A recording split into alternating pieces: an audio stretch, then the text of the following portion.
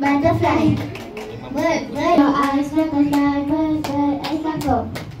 Tak naklah main. Jangan main jengket-jengket pula. Main jengket-jengket. Mata shot.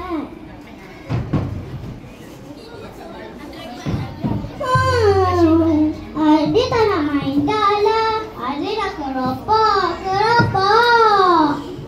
Janganlah nangis adik. Saya akan pergi beli. Duduk sini je tau. Jangan pergi bayar mana-mana tau. Okey kak. Terima kasih. Sayang kakak. Yang tenang dan bahagia.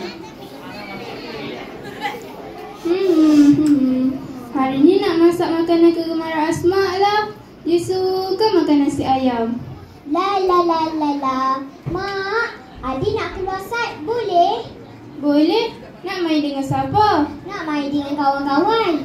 Okey, hati-hati tau. Sekejap lagi balik makan okey? Mak masak nasi ayam hari ni.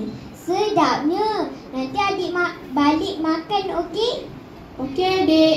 Bye. Hati-hati tau. Sayang adik. Sayang mak juga. Tiba-tiba, sekumpulan tentera yang bersenjata menghampiri mereka.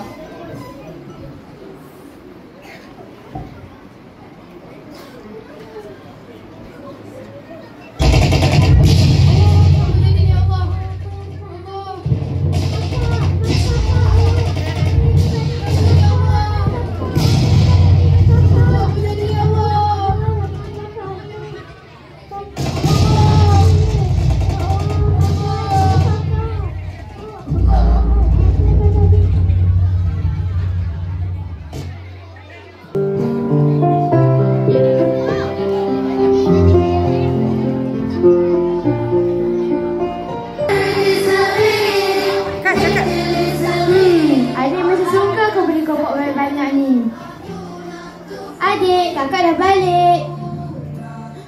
Allahu Akbar. Adik, bangun